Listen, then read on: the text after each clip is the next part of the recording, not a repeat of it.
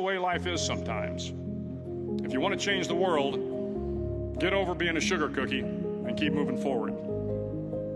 Every day during training, you were challenged with multiple physical events: long runs, long swims, obstacle courses, hours of calisthenics, something designed to test your mettle. Every event had standards, times you had to meet. If you failed to meet those times, those standards, your name was posted on a list, and at the end of the day, those on the list were invited to a circus. A circus was 2 hours of additional calisthenics, designed to wear you down, to break your spirit, to force you to quit. No one wanted a circus. A circus meant that for that day, you didn't measure up. A circus meant more fatigue, and more fatigue meant that the following day would be more difficult and more circuses were likely. But at some time during SEAL training, everyone made the circus list. But an interesting thing happened to those who were constantly on the list. Over time, those students who did 2 hours of extra calisthenics got stronger and stronger. The pain of the circuses built inner strength and physical resiliency. Life is filled with circuses. You will fail. You will likely fail often. It will be painful. It will be discouraging. At times, it will test you to your very core. But if you want to change the world, don't be afraid of the circuses. At least twice a week, the trainees were required to run the obstacle course. The obstacle course contained 25 obstacles, including a 10-foot wall, a 30-foot cargo net, a barbed wire crawl, to name a few. But the most challenging obstacle was the slide for life. It had a 3-level, 30-foot tower at one end and a 1-level tower at the other. In between was a 200-foot-long rope. You had to climb the 3-tiered tower, and once at the top, you grabbed the rope, swung underneath the rope, and pulled yourself hand over hand until you got to the other end. The record for the obstacle course had stood for years when my class began in 1977. The record seemed unbeatable until one day a student decided to go down the slide for life head first.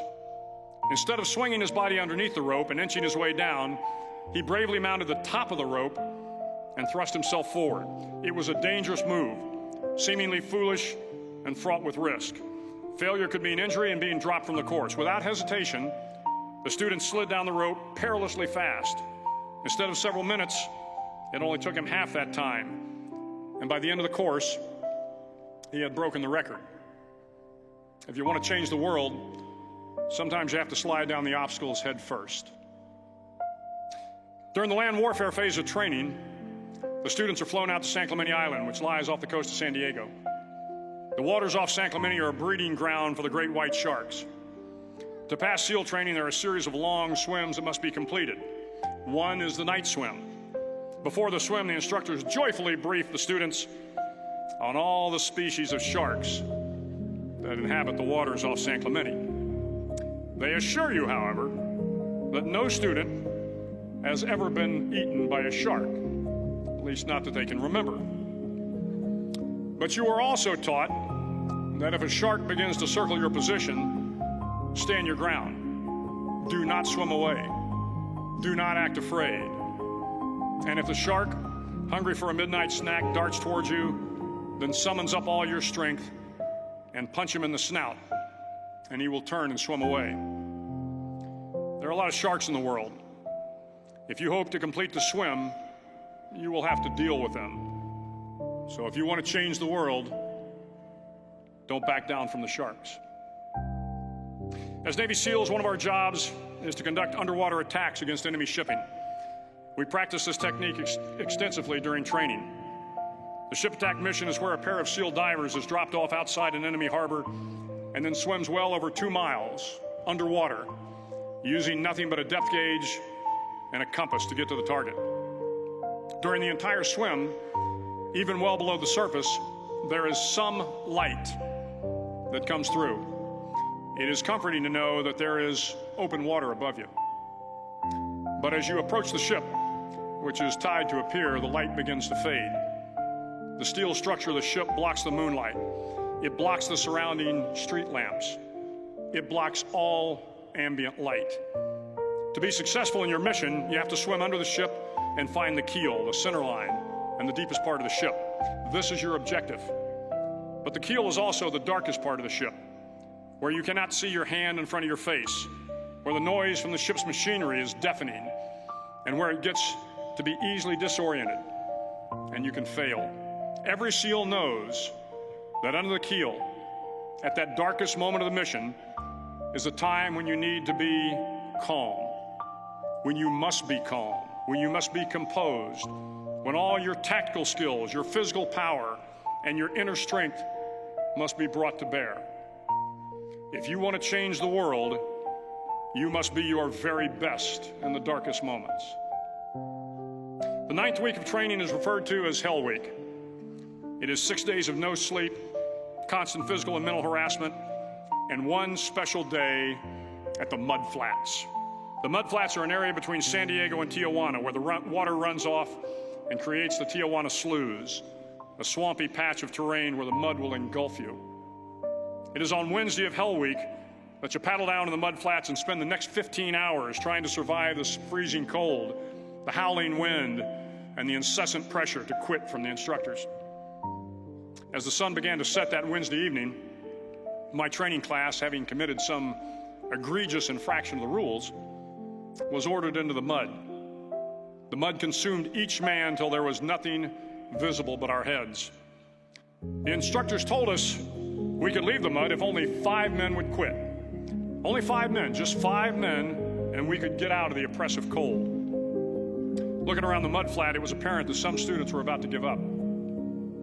It was still over 8 hours till the sun came up. 8 more hours of bone-chilling cold. The chattering teeth and the shivering moans of the trainees were so loud, it was hard to hear anything. And then one voice began to echo through the night. One voice raised in song.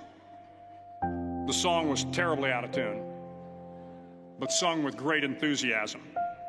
One voice became 2, and 2 became 3, and before long, everyone in the class was singing.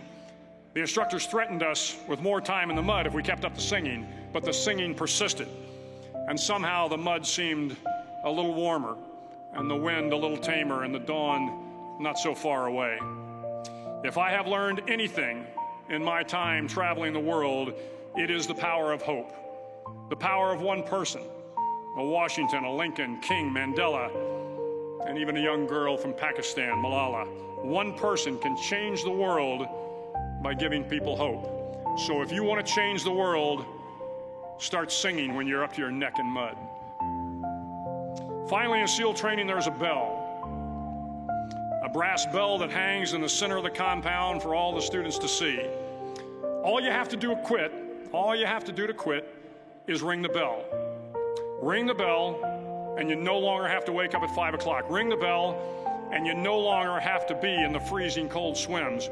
Ring the bell, and you no longer have to do the runs, the obstacle course, the PT, and you no longer have to endure the hardships of training. All you have to do is ring the bell to get out. If you want to change the world, don't ever, ever ring the bell.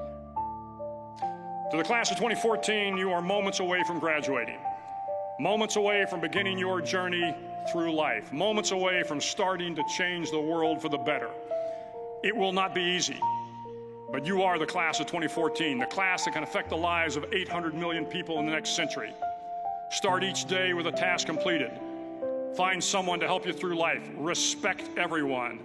Know that life is not fair and that you will fail often. But if you take some risks, step up when the times are the toughest, face down the bullies, lift up the downtrodden, and never, ever give up. If you do these things, the next generation and the generations that follow will live in a world far better than the one we have today. And what started here will indeed have changed the world for the better. Thank you very much.